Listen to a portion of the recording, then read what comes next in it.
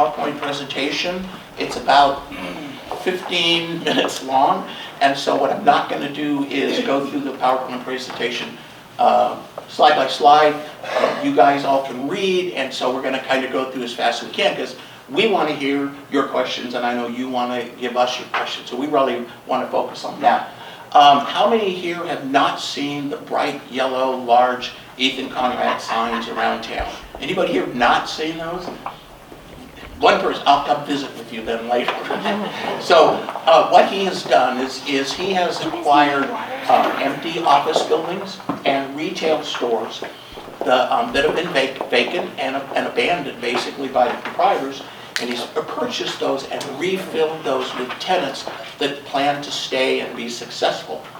And that's had benefit for the businesses around there because a vacant building, attracts vagrants and attracts graffiti and things like that. He's been very successful in activating those kinds of businesses. But in addition, he's also been able to reach out and find other shopping malls that are basically dead malls, similar to where Sunrise Mall is pretty close. And now that Macy's has announced that they're closing their stores there, you're on the verge of a dead mall. And so what he's done is he's acquired other malls in Chico and Yuba City, and I think the third one was Merced, and he's actually brought them back to life. Been very successful with those. He's re-tenanted them with active businesses to the point that you can see what they look like. Kind of looks like Sunrise Mall. And he's actually brought them so that they have brought back employees who are activating the businesses there. People are shopping there. Revenue to the city has gone up. And also, just the amount of revenue that's generated by those shopping centers has increased substantially. I'm not going to go through the statistics. You can see these numbers here. The important thing for me is that Chico and I believe it was Yuba City were so pleased with his ability to rejuvenate these dead malls that they've actually sent letters of commendation to him from both city councils. And we have copies of those if you ever want to see those. And this PowerPoint presentation is on our website, and we can also email it to Glenda if she would like to distribute to people who don't want to go download it. So what he wants to do with the Sunrise Mall is the first thing he wants to do is bring an anchor. An anchor business is a big business that will be a focal point for a property, and then other businesses want to be near that anchor, okay? So in days past, JCPenney and Macy's were anchors. They were gone. Sears, gone. And so the anchor for his proposal right now to kick things off is a Home Depot at the far corner. This red dash line represents the property portion of Sunrise Mall. And I'm speaking too fast? No. Because I can't hear everything. Okay. Loud enough? Yep. Perfect. Okay. This is the portion that he's actually purchased. Okay? And the rest of the property, for the most part, is owned by a New York firm called Namdar. And that's one of the reasons that the property has declined, is when you have a major shopping center that's owned by somebody in another state that's a New York corporation. They don't see the property. They're not here. They don't really care. They're just collecting rent. And they have not been the best landlord for the mall because you can see that they have let it decline. One of the advantages of having a local developer own a shopping center is that, one, there's somebody you can pick up the phone and call, and two, they're going to be, Ethan Conrad's going to be driving by this property on a regular basis, and he's going to see if there's graffiti. There's going to see if there's continued trash dumping. And so, you've got a local person with a local property. They're a much better steward of the property. So his plan is to bring Home Depot as sort of the kickstarter of the project, provide some additional activities. There is a high-end bowling alley that wants to come to the property, that only wants to come because they want to be next to Home Depot. And they've told him, if Home Depot doesn't happen, were not coming. He's also got a local cleaners that wants to come in. You can see the bowling alley there. He's already brought in a Montessori school. And then there's other quick service restaurants that are proposed on this portion of the property. And as if the city says, we like what you're doing, we like what you're headed, then he will move forward at acquiring the balance of the property and redevelop that. The property he owned has had more attention in terms of users and tenants for the property than has the balance of the property because he doesn't yet own it yet. So that's the concept. The city has an interesting way of dealing with a specific plan. Typically, if you want to amend a specific plan, you just basically create a whole new one and replace it. It takes a lot of time and a lot of effort. The city of Citrus Heights has this unique way of making amendments to specific plans. You can actually redact out in the document, you can redact out uses you don't like, and you can add in uses that you do like. And so that's what we did. We basically moved forward with uses that allow more flexibility than the Sunrise Tomorrow plan actually allows. It says no big box uses, excuse me, like Home Depot. It says no fast food restaurants, no drive-throughs. And so I don't want to criticize the Sunrise Tomorrow plan other than to say it's been adopted, 3 years? And to my understanding, no developer has stepped up and said, I want to implement this plan. It's a great plan. No one. And so Mr. Conrad has said, well, we can leave this thing laying here ready to be a fully dead mall, or I can come in and rejuvenate it like I have other shopping centers. And so that's the plan. And so what we're doing, we're out in the neighborhoods, going to all 11 neighborhood associations, telling people what the plan is proposing to do, rejuvenate it, and getting your thoughts and comments. So I really don't have much more to say about the plan. I really want to hear what you have to say. Yes? And we're going to take notes. Okay? Fine. The malls that you have rejuvenated in Chico and in Yuba City, there isn't really the competition for the dollar that there is here. Right. We have all of Roseville. Galleria. Yeah, we have all that. And I believe in the mall, I believe in rejuvenating the mall. I am not 100% convinced that we need any more drive-through restaurants. Oh, And they're I'm not 100% They're not going to have those then. Yeah. And also, there's a Lowe's across the street. We have a Home Depot on Madison. Yeah. To me, The Madison Home Depot, the 223 store, the 226 store, that will be gone. that will be gone. They're Well, gonna most go. of the contractors Yeah, warehouse. because I know all the managers there, they're already all talking about. Well, I am, you have to understand, I come from the Santa Clara Valley and I watched them build Santana Row. Now, I don't think this area could support that. No. But I'm really a believer in a place where a small business could start up and a place where people can walk to places. So I'm leery. Let's put it I that hear way. you. Thank you. Yes? Do you have before and after site plans for the sites that you've already rejuvenated? And is the presentation available for download somewhere? Absolutely. So it's on our website, and I'm going to send it to Glenda Yes. for Also, distribution. if you go to Yeah. the Sunrise Tomorrow website, there is a copy of the amendment that they are proposing, and it has all of this information there as well. Also, it does Yeah. specifically, And the city website now includes the presentation. correct. Which our website also has an area you can sign up for updates and you can be involved and, you know, to really understand as this process moves forward because it's evolving every day. Yeah. So I if do you- want people to see the original plan though too, so that they understand what the actual differences are and what they may be potentially giving up or what things may be beneficial in the plan. And absolutely. I want to make Yeah. sure that they're doing a So to one-to-one answer your question, comparison. before and after photos are on the website. the PowerPoint, okay?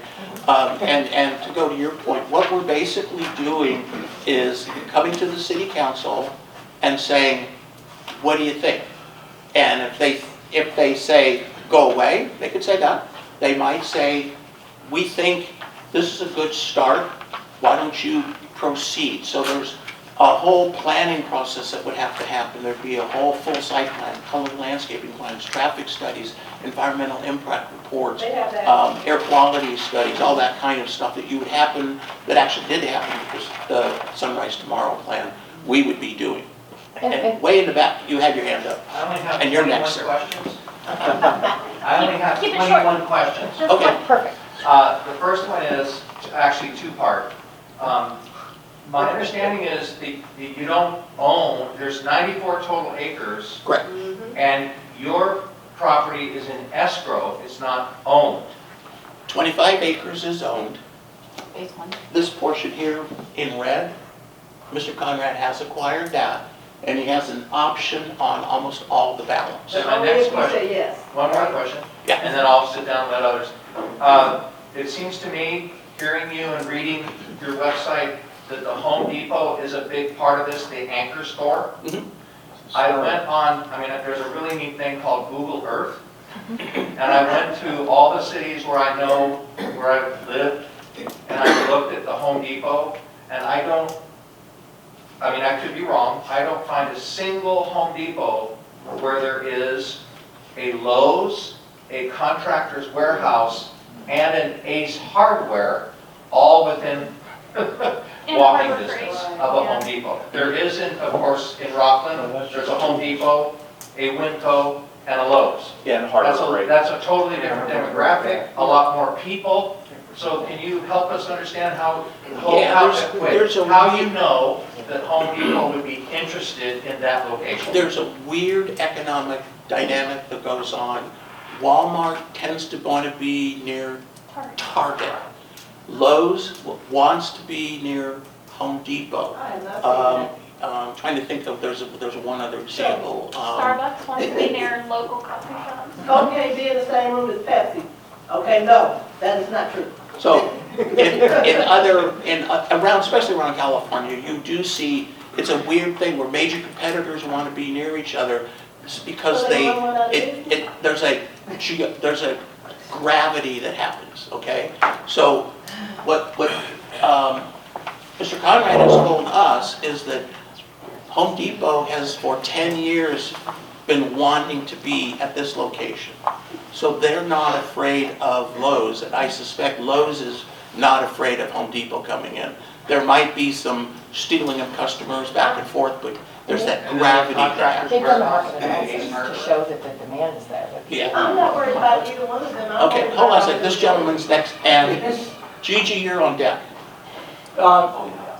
Looking at your map, that Home Depot is sitting right smack up against a bunch of apartment houses. Exactly. If I was living there, the first thing I'd say, why are you coming there? That's right. But I don't want to spend a lot of time, but I like what this lady said, and the other gentleman said. You got a tool place across the street in Harbor Freight. You got the Contractor's Warehouse, the Ace Hardware, like they said. I just don't think that. And then you got another fast food right on the corner, right on Sunrise, and we got enough traffic on Sunrise. We don't need any more fast foods. I'm sorry. That's the truth. And I did see on one of your things where BJ's is talking about, are they gonna take over the old Elephant Bar? Is there a plan, or is it a brand new building? I don't know that, I just know they want to be there. Say Gina. Okay, I promise Gigi next. Okay, so I'm just gonna make a comment. You have to speak up. Home Depot may not be afraid of Lowe's and all, and vice versa, but I'm afraid of the hood. So when you start putting all these things in here that don't elevate our quality of life, which I live here, even to drive by all he wants to, I live here.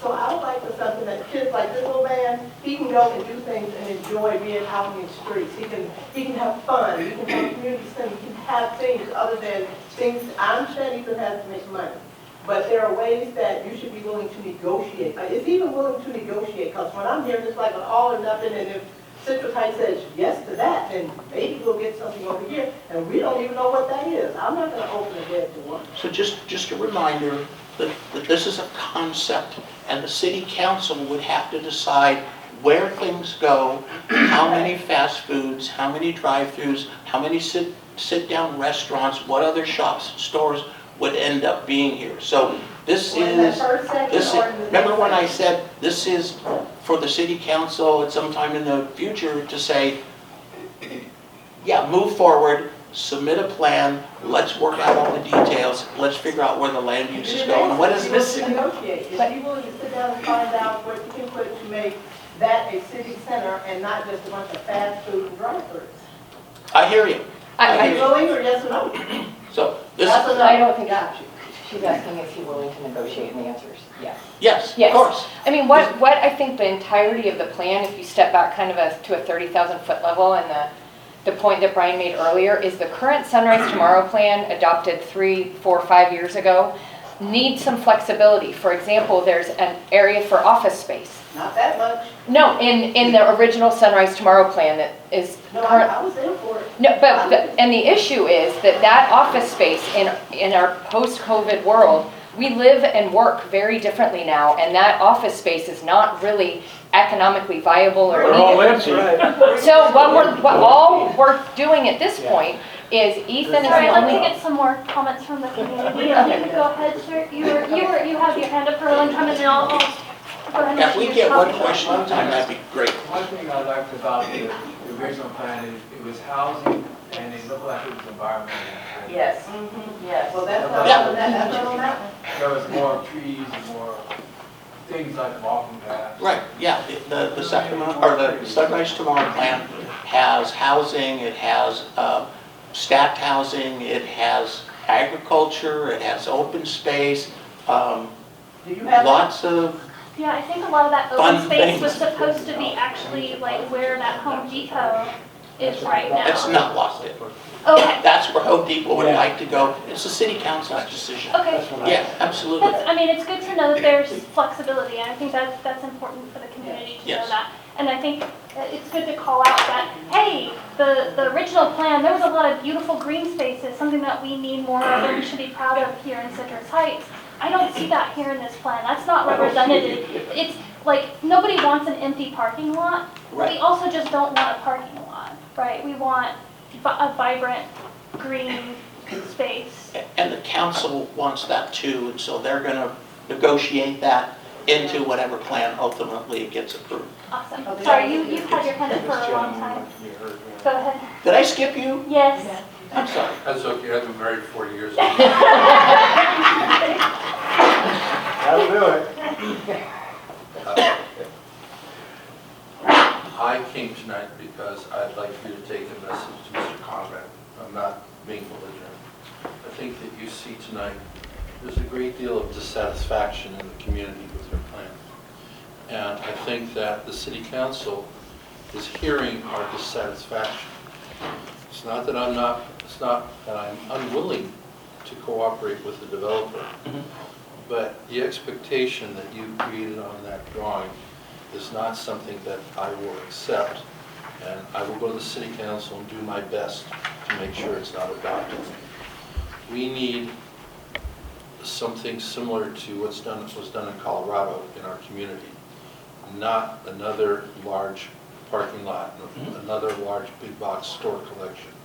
So when you go back, please tell Mr. Conrad, I'm one of those people that will go to the city council and I will fight him tooth and nail as long as that is your plan. I'm willing to go forward with a reasonable plan. And you're quite right, office space is useless today. There's more empty office space in Sacramento County than be occupied for the next 20 years. But this also reflects the past and not the future. Thank you. Good point. Yes, yes, sir.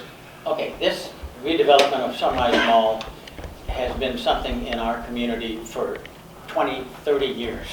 I can remember 15, 20 years ago, our city council put on a big thing. I don't remember where it was, but there was like 50 or 60 representatives of the city that got together. We broke up in tables and we sat down and we figured out, okay, what do we want?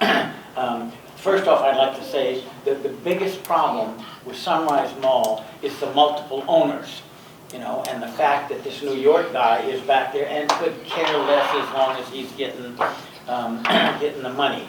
I love the idea of Mr. Conrad buying up that whole piece, but this idea has been put before us citizens many times before, not just this last one of the last 3 or 4 years, but there was one some 15 years ago. If you want to go to them and get get their diagrams, Mary Poole has probably got them somewhere back in the archives. So I applaud what you're doing, but I support what everybody is saying here, except that I want the In-N-Out burger. I think quite a few people probably love I love that idea. I'm a vegetarian, but my husband loves it enough. Okay, yeah, gentlemen, way in the back, In the and back then corner. the lady in the green vest, you're on deck. You know, I might not make a popular opinion here, but I understand what you're doing here. And ultimately, any tax revenue for the city is going to benefit us. We can't ignore that. Tax revenue is what pays for our police department, pays for our roads, the lights, everything that comes around to this. And that's good here. I understand that Home Depot is a major player, and if we're talking about losing Home Depot in another community, we have the option to get it. However, not everything within that amendment plan specifically says that this is what you want to do. In the Sears building, you're asking for light industrial, lease storage, mini storage. Now, I wasn't dumb. I went and looked at it and said, hey, what's the market research on what they're doing with empty Sears buildings? And what are they doing? You and I both know, you know. They're converting our Sears buildings, the empty ones, into mini storage, self-storage. That's not conducive to neighborhoodness. And that's like a name and a word that we use within our community mall and within our general plan of the city. That's just one element with the amendment. Now, does the backside of a commercial building really play into neighborhoodness? No, it doesn't. It's the backside of the commercial building. I'm not ignoring the fact of the revenue that we generate from this. But you have to look at this through the sides of what we were trying to accomplish within both the city general plan, the Sunrise Marketplace, your neighborhood, and the Sunrise Tomorrow plan. These things aren't conducive. And trying to add in things like self-storage, which is exactly what light industrial lease space is not conducive. And ultimately, removing things like your open space, your apps, and reducing your open space within specific areas. Hold on, stay with me. Within your open areas, this isn't also conducive with the city's general plan or the Sunrise Tomorrow plan. So my question to you is, what is your justification to remove things from the plan?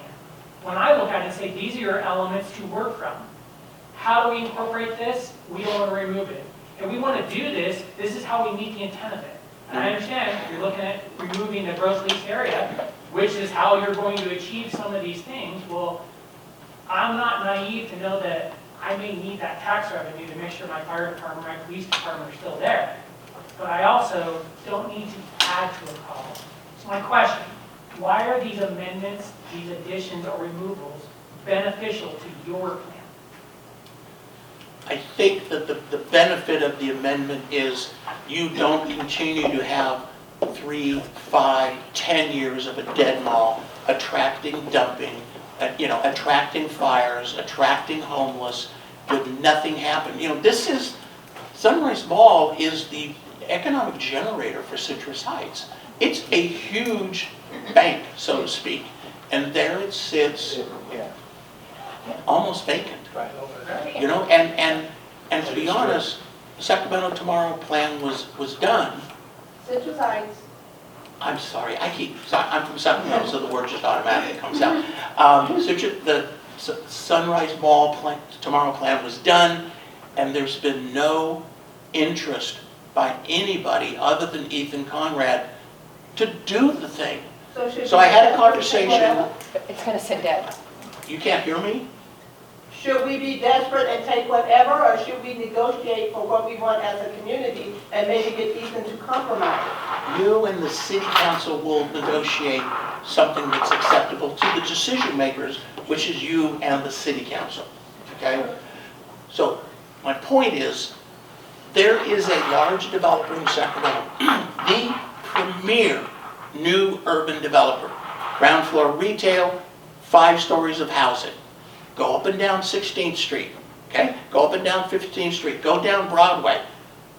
That primary developer was invited to come to Citrus Heights, look at the Tomorrow Plan, walk Sunrise Mall, came with his economic and development advisor, and they left. Who is it? I'm not going to say who it was, Was it the Terry? but significant person walked away and said, I'm not interested. Is that the one that did the And nobody else has either. Yes, sir. I thought I was on deck. I'm sorry, you're right, I apologize. My concern is in phase 2, and even in phase 1, there's little to no housing. And when it was first presented, it was going to help us with our housing situation in Citrus Heights. I'm a renter, and rents are ridiculous for the value. We need more housing. We need places for our unhoused people, our low-income people. Housing is what we need. We don't need another Home Depot, and I'm sorry, another In-N-Out Burger. So is there any way that the city can attract a contractor other than the person that you just mentioned from downtown and make most of that acreage for housing? And then it will support the other businesses that are already there if people are living there.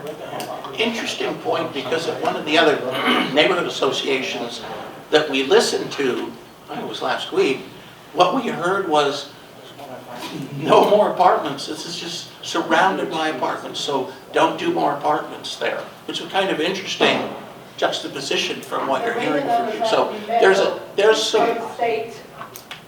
there's not a common desire yet, okay? Well, there could be condos. It doesn't have, I mean, I'm sorry that apartments are such a derogatory term. But if you look in Asian countries, most people don't live in these big, huge houses that we do. We've got to think better going forward with our housing. Yeah, and the problem is that condos aren't being built because the developers can't get financing and insurance. Very difficult to build them. Yes, sir. So 10 years they wear down. you're saying a major developer from downtown wasn't interested.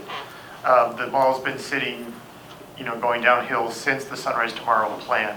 What I'm hearing here tonight and from other residents that I've talked to throughout this process is they want to see something like Palladio's or the fountains at Folsom, vibrant downtown. Here, here. But developers don't seem to be interested in building that here.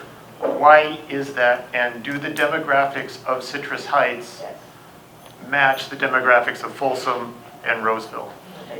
I think it's less demographics than it is Palladio, the El Dorado Hills Town Center, the fountains. Those are what we call greenfield developments. They are built on land that there's not much around, and there's certainly nothing there. And so you're designing and developing with a blank sheet of paper. Here, we're remodeling a house that's fallen down, and nobody wants to be there. And so it's a different, the economics is different than greenfield, large retail, lifestyle center versus, an old mall.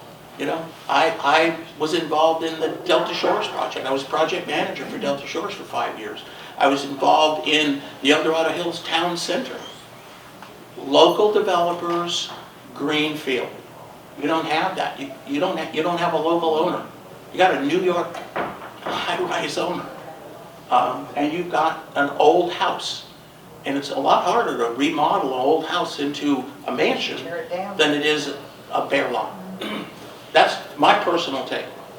Yes, sir. Can you expand on, maybe you mentioned that developer that you guys invited, he wasn't interested. For, us looking at all those other places and seeing all those possibilities, right? It still doesn't, I guess it would be helpful to understand, if you can share, was there any far as you can see, why are they interested? Like, expand more on that, like, that developer, like, housing or whatever. Why don't they want to build? The Citrus Heights Sunrise Mall, okay? The fatal flaw was, unlike all those other lifestyles that you saw, there was no major developer or group of developers that were part of the planning process. It was all designed and planned and promoted by people who were never going to build it. And so it had everything everybody wanted, but there was nobody in the room to say, doesn't work. If you look at those other projects that you're going to point to, and I would wager that the Colorado project is the same way, developers were involved in the design. So, Even if they didn't do it, developers helped design it. so essentially the plan that we drew up is, in other words, pie in the sky, wonderful, beautiful, but it's not feasible for developer to build. And the market is telling you that because nobody's interested in doing it. Yeah. So that's the only negative thing I'm going to say about the plan, okay? I promise. Yes, ma'am. As someone who lives across the street, mixed housing works quite nicely and seems to be as law-abiding as any other place. I am concerned about the need for Citrus Heights in terms of income as we stay and shop in Citrus Heights. As my daughter told me when I moved here, it helps fund the city. So one, it seems a little bit interesting that in the new presentation, you have as many parking places as you have in the other. And what I've learned in the past is that all those do is suck money because the city provides services and they get nothing back because it's all parking. And so you are wasting your opportunity to increase the income from, if you will, the placement there and addressing a need of the city, which is for housing. Have you researched what the housing need is, which I am curious about, and I do not know that because I don't do that. I just live over there. But I was, honestly, I looked at your new proposal and I was appalled because environmentally, the only thing I use them all for personally now is walking because there is nothing in the way. You're not going to trip over anything. You're not going to have shade. You're not, and that's what I use the mall space for. It's a nice big space. Really good for walking. And I, of course, pay taxes to support it, don't I? But what is the need? What studies that you're aware of that the city has done for what is needed to continue to support our city that we enjoy living here, or we wouldn't be here at this meeting? And Citrus Heights is important to us. Someone else mentioned that that looks like a model from the past when automobile was king and you developed something with as many parking places as possible. And I doubt that that's the future. So anyway, I am interested in the needs. As far as the parking spaces, my understanding, and tell me if I'm wrong, is this is the current layout. This is not a specific proposal for what it's going to exactly look like. This was just kind of an initial thing where Ethan thought, this is where the Home Depot could go. This is where I do understand. That's what's there now. That's what's there now. That's what's This there is now. not necessarily the parking that is planned. I Ideas for understand, use. excuse me, I understand that that is tentative, but it does have a major difference from the original proposal from the city, which had green space. No, you're absolutely right. This is just what is there now. So we Right, didn't so superimpose it onto the city's What plan. you We are just- proposing is an area that is mostly parking with some buildings on it. That's what it looks like from here. So we're very early in the process, and what Ethan is simply looking for is, he wants to bring something to the community that everybody loves, everybody is proud of, and help support city services through tax revenue. 50 years ago, that was pretty good. 100%. So he's looking at the flexibility because he wants to bring in the tenants that are going to help support that and revive the area. So he's not interested in housing. He's not interested, he's interested in... He's interested in talking with the community, and so we're going to bring that back to him and say there was a very strong sentiment in the room that you need to look at more housing. That's why we're here. This is a long process. And that's why we're here too. And we because are we're the listening. You know, neighbors. we've heard that there's, you know, a real desire for more green space. These are And the no things. more fast food. We're going to bring all of this feedback back to him. But I think there's a misconception that this is exactly what it's going to look like. No, I personally, I thought you were quite clear that this is a concept. Great. But it's a concept that has no trees in it. It's what's there with some of the potential tenants kind of pasted on it. We definitely maybe need to make it look Yes, a sir, little. with assistance. You know, 40 years ago when I moved into this city, Sunrise Mall was thriving and Birdcage Mall was dying. And whoever owned that, and I don't know who that was, they took the Birdcage out, for those of you that might remember that it was... The birds, yeah, they had the birds. Yeah, the aviary, whatever they want to call it. And they started putting in good tenants. Now, you don't see any 3- and 4- and 5-story buildings in that mall. There's plenty of parking. There's eateries. There's no housing. And it's doing well, Birdcage and is it's doing well. doing outstanding right now. I think that, you know, in a way, if Mr. Conrad would go in and just put some good tenants in there, which of course Citrus Heights could give some incentives there, that would be a good revenue generator with just the buildings that we've got. I remember many years ago when Arden Fair dumped several $1 million into Arden Fair Shopping Center. Their problem, of course, is it's near a very bad neighborhood, but it really turned out nice and a good place to shop. So They also lost their anchor, which was Nordstrom's. And so that's been a problem for Arden Fair. They lost what? Yeah. Nordstrom's, that was Yeah, their anchor. that. That was a biggie. And they lost Sears, which was another Well, and we're losing Macy's here, so, And by the way, I've gone way over my 10 minutes. yes, and I will Sorry. wrap up just real quickly. With Macy's leaving, I'm looking at those 2 giant big buildings, and yet there's a new building being built for Home Depot. And who knows how long JCPenney will be there. Is there any, like, and I know you're looking at buying the rest of it, would Home Depot want to just, you know, build within the current structure of the mall instead of building a whole new building over here? Since there's going to be so much empty space. I don't know. We could ask them. Why don't you make those 3 empties, the 2 Macy's and JCPenney housing? I don't know. Leave the skeletons I there don't know and use less resources. Home Depot picks a site. They might be interested in that. I don't know. We have We'll any- ask. They any could last legally do minute? that. I have a question. It could legally Okay, leave those structures we'll there. do 2 more. You had your hand up and you, okay. And then we've got to keep going. Thank you so much, though. Okay. So I'm just gonna say, the reason the housing is important is because the state mandates housing. They're called RENA numbers, and we have to meet it or pay a fine.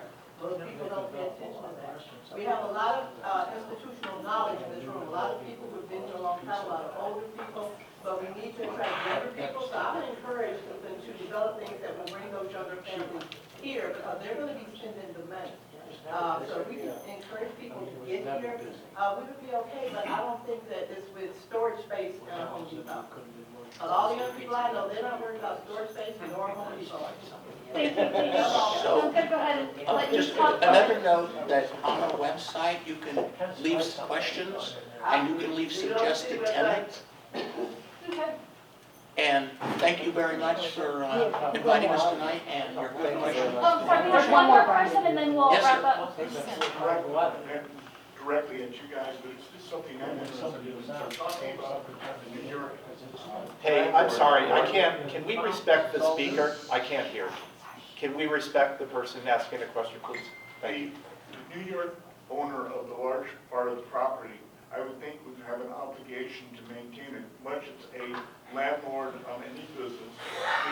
If his tenants or his buildings are falling apart, a city would go in after him and force him to meet the codes. Why can't they go after that tenant put the pressure on them either to put up or get out. I mean, I don't know if it's degraded enough that it warrants code enforcement.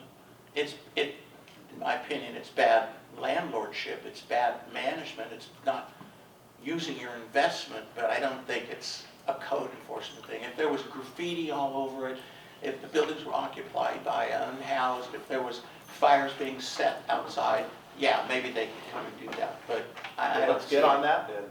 Yeah. Is it just two owners of the property now, Ethan and this New Yorker? Right to them. I couldn't hear you. Is there just two owners of the property now, Ethan and the New York guy? And JCPenney. Banks, the US Bank site might be a different owner. And JCPenney. It is, Okay. okay. Is there, JCPenney owns their building. yes, so there's three at least. Okay, Small one, the large one, and then I think we get it down to one owner and we'll have a little bit better shot at getting Yes. this done. You're definitely, yes. I know that it was a contentious evening, but we really, really do appreciate you being here and talking to us and hearing our And if you're crazy enough, you want us back, we'll come back. Okay, awesome. Thank you so much. SunriseTomorrow@evolution.com if they want to give feedback. Okay, and can I get your first and last name and spelling? Brian Holloway, BrianHolloway. And you're with Ethan Conrad?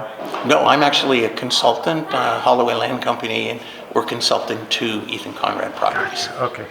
So one of the follow-up questions that I had was in the original Sunrise Tomorrow plan, there was some talk of regional transit having a hub there and using more public transportation. I also know that SACOG grants tend to favor plans that emphasize public transportation and de-emphasize automotive use. Will putting 8 drive-throughs, which is automotive use, will that jeopardize the city's chances of getting grants to do the infrastructure that they need to do? I really can't speak to that. I don't know if there was any prohibition in those grants for additional auto usage or not. But in terms of regional transit, you know, whether it's transit or automobiles, if it brings people to a shopping area, that's good. Right. So we would support regional transit. Okay. And what's to stop, let's say Ethan Conrad gets the amendments that he wants. He used the term natural use, I think. If the city grants him those amendments, and let's say the deal falls through, which happens with commercial real estate, we all know this, then he's talked about putting storage in the basement of Sears, but he told me on camera that he wouldn't do anything above ground, just the lower level. I've heard the same thing. What's to stop that development from happening if, let's say, Home Depot falls through, Bolero, then there's a chain reaction? Whatever he wants, because it's a specific plan, whatever he wants to do still requires approval by the city. Okay. Even if he gets... So it's not a free-for-all once the specific plan amendment happens. Okay. It still goes through the regular environmental review, the planning review, the entitlements. Planning Commission still has to approve. Oh, yeah, absolutely. Regardless of, Yep. even if the amendments go through, the Planning Commission can still say, no, we don't want this. Oh, yeah, and you know, if the city only wanted to have the storage in the basement as proposed, Yeah. or what I hear is proposed, they would just add a condition that limits that. Right. Then it doesn't become a free-for-all. Right. Anything you want to add? No, I thought we had a great meeting. I really appreciate all the neighbors that came out. We're finding that as we go do these we do more neighborhood meetings, more people are coming out and giving us their opinion, which is great. This is exactly what we're here for. And is Ethan Conrad listening to the people? Is he going to... Excuse me? Is Ethan going to listen to the people's voice? And Absolutely. And Yeah. work with the people? Absolutely. Yeah. Because even if he didn't, the city council will. Yeah. So it's good business for him to listen to his customers. Great. And that's what we're hearing. Great. Yeah. Thank you. Thank you. Thanks.